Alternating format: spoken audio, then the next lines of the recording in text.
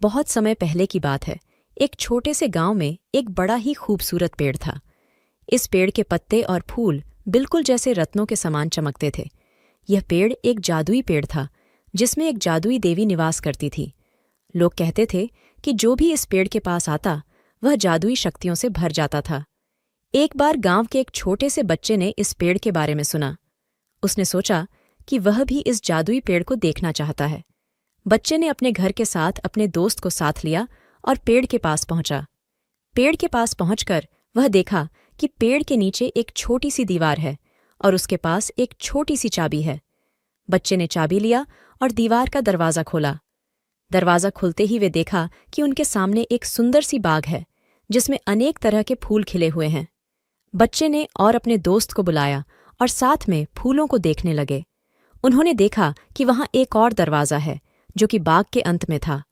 बच्चे ने उस दरवाजे को खोला और वहां देखा कि एक जादुई महल था जो कि पूरी तरह से सोने से बना हुआ था। उन्होंने महल के भीतर चले जाते हैं और देखा कि वहां एक और दरवाज़ा है जो कि बहुत ही शानदार दिख रहा था।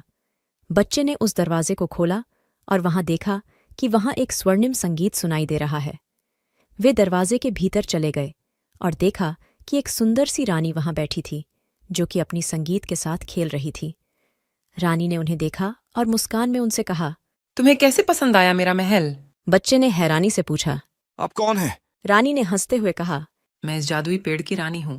जो कोई भी इस पेड़ के पास आता है वह मेरे महल में चला जाता है। बच्चे को बहुत खुशी हुई और उन्होंने रानी के साथ खेलना शुरू किया। वे दोस्त खेलते खेलते बहुत देर तक बीता दी, परंतु उन्हें यह नहीं पता था कि वक्त कितनी जल्दी बीत रहा था। बच्चे को एक दिन अपने गांव जाना था, लेकिन वह भूल गया कि जब वह गांव से बाहर गया था तो कैसे जाना था। वह बहुत परेशान था और रोने लगा। रानी ने उसे देखा और पूछा, तुम्हें क्या हुआ, क्यों रो रहे हो? बच्चे ने रानी को सब कुछ बताया। रानी ने मुस्कान में कहा, तुम्हें घबराने की कोई आवश्यकता नहीं है। मैं तुम्हें तुम्हारे गांव तक ले जाऊंगी। रानी ने अपने जादुई शक्तियों का इस्तेमाल करके बच्चे को उसके गांव तक ले गई। बच्चे ने अपने गांव के लोगों को अपने साथ ले जाने के बारे में बताया और वे सभी बच्चे के साथ वापस आए।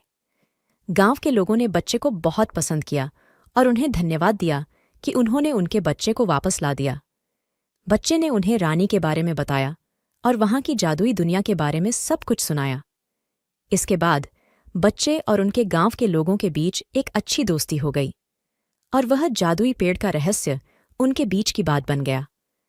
इस कहानी से हमें यह सीखने को मिलता है कि हमें हमेशा आपसी सहायता करनी चाहिए और दूसरों की मदद करने का अवसर कभी नहीं छोड़ना चाहिए। यह हमेशा याद रखना चाहिए कि अगर हम अच्छाई के मार्ग पर चलते हैं तो हमें हमेशा सफलता मिलती है। इस कहानी का अंत हमें यह दिखाता है कि जब हम अच्छाई के मार्ग पर चलते हैं तो हमें हमेशा सफलता मिलती है।